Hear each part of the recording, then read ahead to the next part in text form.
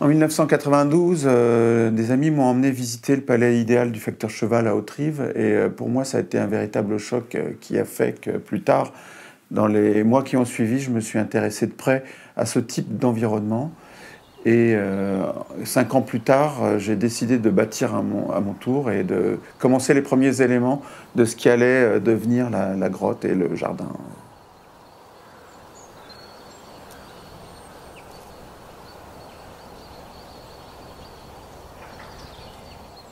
Le palais idéal du facteur Cheval, il a été bâti par un véritable facteur qui s'appelait Ferdinand Cheval et qui, à la fin du 19e siècle, lors de sa tournée, a trébuché sur une pierre qu'il a appelée plus tard sa pierre d'achoppement.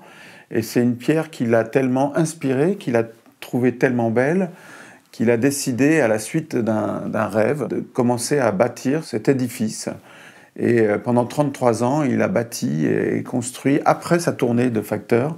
Cette construction s'inscrit dans ce qu'on appelle les bâtisseurs justement de l'imaginaire. C'est une forme d'art brut, mais qui est extériorisée.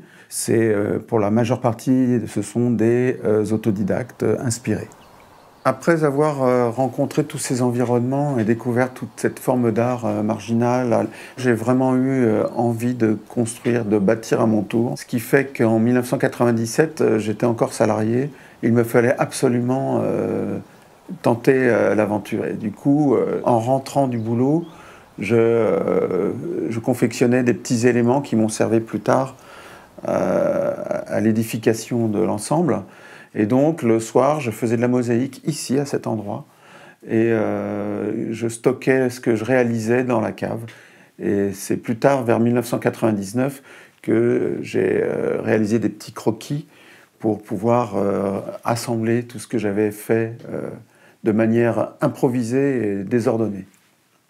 La grotte, c'est un petit édifice qui est fait de panneaux de bois pour ce que j'appelle le premier étage, c'est-à-dire que les panneaux qui sont posés sur le sol. Et ensuite, le toit et tous les clochetons, plus tous les éléments un peu tordus, cabossés, c'est de la fibre de verre sur du grillage. Et donc, l'ensemble est recouvert de mosaïques. Et donc, c'est de la technique pique-assiette, c'est-à-dire des assiettes cassées, des coquillages, du miroir, des bijoux cassés, de la verroterie, passementerie, colifichet, tout ce qu'on veut, tout ce qu'on me donne, est collé de façon aléatoire ou pas. Enfin, à l'intérieur, il y a des motifs quand même, il y a des petits animaux, etc., qui sont réalisés en mosaïque.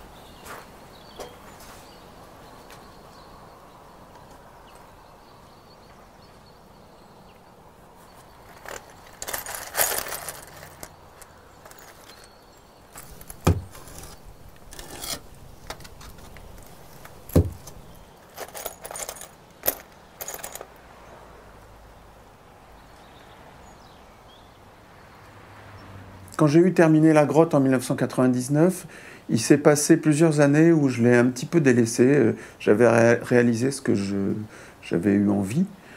Et puis le désir de refaire de la mosaïque est revenu. Et du coup, là, ce sont les murs qui m'appelaient.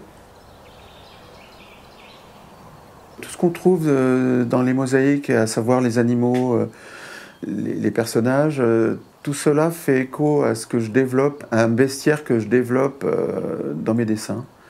Et donc, pour pouvoir animer et peupler le jardin, puisque j'ai construit un bâtiment, il faut l'habiter, il faut qu'il soit habité.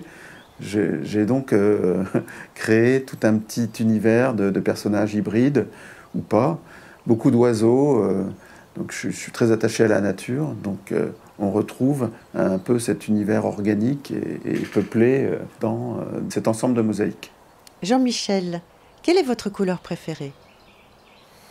J'en ai plusieurs, mais j'aime bien le vert bleu turquoise. Plus qu'une couleur, j'aime bien certaines combinaisons de couleurs. Du bleu marine avec l'orange, etc. Il y a des choses qui sont complémentaires.